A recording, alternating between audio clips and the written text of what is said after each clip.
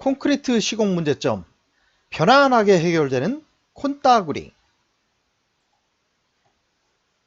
오늘은 소성수축 균열의 원인과 대책에 대해서 살펴보도록 하겠습니다.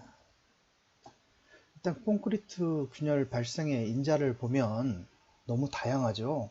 일단 기본적으로 대분류는 열이라든가 아니면 물, 화학물질, 외력 이렇게 크게 대분류를 하고 있으나 여기서 보이듯이 이렇게 수하열이라든지 온동력, 배합수, 소성수축, 아니면 화학반응 이런 것처럼 중분류가 있고요. 또 소분류, 이렇게 소소분류 이렇게 딸게 있다면 사실상 균열 발생 원인자는 굉장히 무한합니다. 그런데 이제 그걸 갖다가 빅데이터로 정리를 한번 해보면 균열이 과연 어떤 것 때문에 일어나는가 할 때 가장 많은 빈도를 차지하고 있는 것이 이렇게 초기 양생 중 급격한 건조라는 거죠. 대략 한 23% 정도 나타나는데 23%라는 게 4분의 1 정도가 되는 거죠. 그러니 이거를 소성수축 균열이라 얘기하기도 합니다. 오늘은 이 부분에 대해서 살펴보도록 하겠습니다. 그 균열의 원인은 소성수축 균열 말고도 콘크리트 치마, 블리딩, 소성 치마에 대한 거죠. 이게 이제 17%, 그다음에 경화시의 콘크리트 건조 수축, 그래서 10% 정도의 빈도를 차지하고 있고요. 나머지는 블라블라블라 이런 정도를 차지하고 있습니다.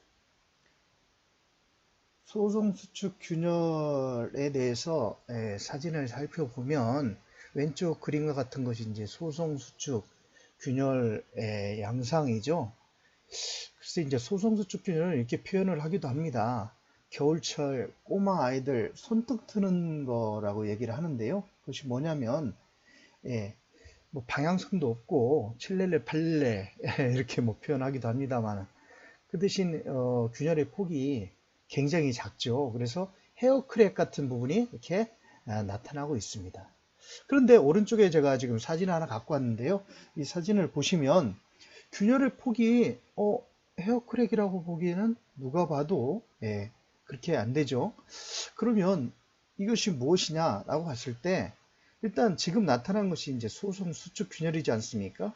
소성수축 균열이라는 게 소성 상태가 지나면 결국은 이제 추후에 건조 상태로 양생이 되면서 건조 수축이 온다는 거죠. 그럼 건조 수축은 원래 잘 양생된 콘크리트를 갖다가 건조되면서 찢는 부분보다는 소성수축 균열이 발생됐다고 하면 건조 수축 때 그 소성수축 균열 부위를 쉽게 더 벌려놓을 수가 있겠죠. 그래서 오른쪽 사진에 보시는 바는 소성수축과 건조수축 균열이 동시에 일어난 사진이다, 이렇게 말씀드릴 수가 있겠습니다. 소성수축 균열이 아차해 가지고 관리를 잘못해서 발생됐다 그러면 정신 바짝 차리고 좀 더 품질 관리에 힘써야 되는데 이런 상황은 건조수축 상태도 관리를 못했다는 거기 때문에 품질 관리에 좀 더 신경 써야 되겠다, 이런 생각 자체가 들게 하는 사진입니다. 다음 넘겨보면요. 다음은 소성수축 균열 발생 개념들을 한번 말씀드리고자 하는데요. 이제 거푸집 안에 잘 만들어진 콘크리트를 쏟아 붓습니다.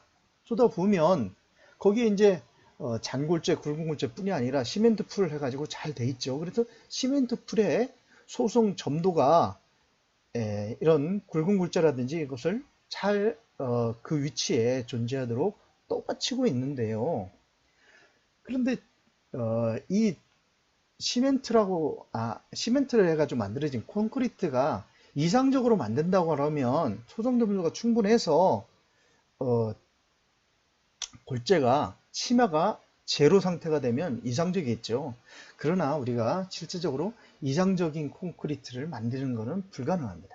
그래서 실제로는 약간의 무게에 따라 가지고 아래로 처지게 되는데요. 왜냐하면 아래쪽으로는 중력이 있기 때문에 약간 처지겠죠. 그래서 비중 차이에 의해서 골재가 소량적으로 치마가 됩니다. 그러면 동일한 부피의 약간 아래로 내려가는 힘이 생겼다 그러면 뭔가는 위로 올라가는 것이 생기겠죠. 그 위로 올라가는 것이 뭘까요? 가장 가벼운 걸 따지고 보면 공기, 그 다음에 물, 분체 이 정도가 되겠죠. 그래서 위로 콘크리트가 표면으로 수분이 증발되게 됩니다. 콘크리트 표면으로 이제 위로 상승돼서 위에 블라블라블라블라 위로 올라오게 되는데요. 이렇게 위로 올리는 현상을 우리는 블리딩이라고 그러죠. 그리고 위에 물을 포함해서 공기나 분체가 다 위에 가라앉게 되면 우리는 그거를 레이턴스라고 합니다. 그래서 치마, 블리딩, 레이턴스는 한 개의 시스템으로 이루어지는 걸로 할 수 있죠. 그런데 소성수축 균열을 말씀드리면 일단은 습도하고 풍속하고 관계됩니다. 일단은 올라오는 그 양을 우리가 수분량을 컨트롤을 못하죠. 그리고 외부에서 부는 바람도 우리가 컨트롤 못합니다. 근데 외부 바람이 이렇게 크다고 하면 안에서 수분이 올라온다 했을 때 쉽게 바람에 의해서 표면 수분이 증발되게 되죠. 올라오는 수분량이 100이라 했을 때 이 바람에 의해서 수분 증발이 50 정도 된다면 여기에 수분이 아직 남아있기 때문에 촉촉한 상태로 습이온 양생이 되는 겁니다. 그런데 만약에 올라오는 수분량이 100인데 이 풍속으로서 날리는 수분 증발량이 200이라 그러면 이 표면은 굉장히 드라이한 상태, 건조 상태가 되겠죠. 그래서 해결책은 간단합니다. 우리는 풍속이라든지 위로 올리는 블리딩량을 컨트롤 못하기 때문에 첫째, 이 비닐을 표면에다 덮어서 증발량을 줄이던가 아니면 비닐 대신에 인공적으로 양생제를 살포해서 증발량을 줄일 수가 있겠죠. 그러면 소성수축 균열에 대한 대책을 세울 수가 있을 겁니다. 자, 다시 한번 소성수축에 대해서 좀 설명을 모식도로 좀 말씀드리면 일단은 콘크리트입니다. 콘크리트에 약간의 치마, 블리딩, 그 다음에 위로 이제 수분이 상승됐는데 바람이 심하게 불어가지고 수분을 더 많이 날린다 그러면 지금 같은 표면에 이게 드라이한 상태가 되겠죠. 증발에 따른 급격한 수분 순일이면 건조 상태가 되는 거죠. 소성 상태인데 소성 상태, 건조 상태. 그러면 거기에 따라 가지고 우리가 건조하게 되면 어떻게 됩니까? 모든 구조물은 수분 상태에서 건조 상태로 갈 때 이렇게 부피가 줄어들게 됩니다. 이 부피가 줄어들게 되는데 만약에 이렇게 위에 보시듯이 줄어드는데 이쪽이 자유단이다. 구속이 없다. 그러면 이렇게 줄어들고 끝이죠. 그런데 밑에 거 보시죠. 이 양쪽이 이제 고정단이니까 줄어들려고 하는데 고정단이라서 줄어들 수가 없습니다. 근데 이 수축량이 콘크리트가 지금 현재 소성 상태잖아요. 그 소성 상태일 때 아직 강도도 제대로 못 나왔는데 그러면 인장 강도도 굉장히 미비하죠. 근데 이 당기는 힘이 그 인장 강도를 넘어간다 그러면 이렇게 크랙이 발생될 수밖에 없겠죠. 그래서 그 부피가 줄어든다, 부피가 감소한다 해가지고 균열이 나는 건 아니고요. 부재 구속이 따라야 됩니다. 고정단처럼 부재가 구속이 될 경우 균열이 발생되는 거고요. 만약에 그 부재 구속이 없다, 그러니까 조금 전에 보셨던 부재가 뭐 캔틸레버다 이러면 줄어드는 거죠. 인장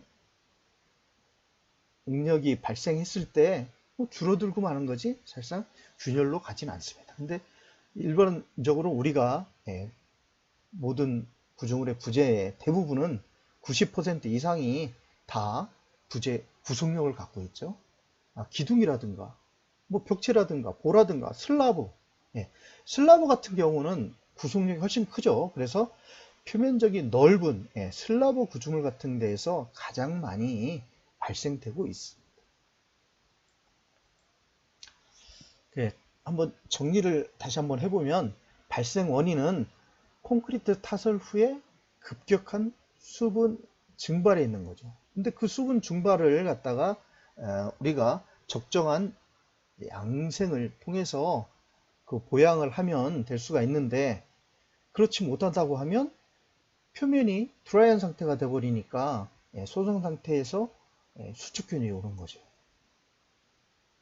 이런 소성 수축균열은 콘크리트 타설 후 약 한 2시간에서 24시간 쪽에 많이 발생되고 있습니다. 거기에 대한 해결책은 이렇게 비닐을 덮거나 안 그러면 이렇게 양생제를 도포하는 것이 대책이 되겠는데요. 지금 이 부분은 왜 그럼 크랙이 갔는가 하면 어젯밤에 비닐을 덮었지만 여기 지금 비닐에 바람이 날아갔죠. 그래서 그 비닐을 덮는 게 중요한 것이 아니라 사실상은 덮은 비닐을 잘 날아가지 않게 잘 덮어 있는 부분을 유지를 그대로 잘 시켜주는 부분이 중요하고요. 양생제를 도포하는 거 피방양생제라고 하는데, 피방양생제는 수성이나 유성 두 가지가 있습니다.